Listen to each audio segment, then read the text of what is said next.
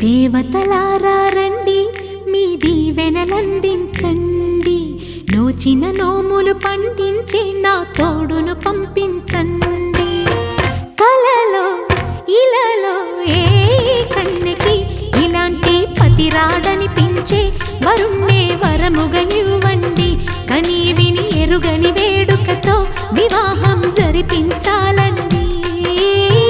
కలలో ఇలలో ఏ కన్నెకి ఇలాంటి పతిరాడనిపించే వరుణ్ణే వరముగా ఇవ్వండి. కని విని ఎరుగని వేడుకతో వివాహం జరిపించాలి.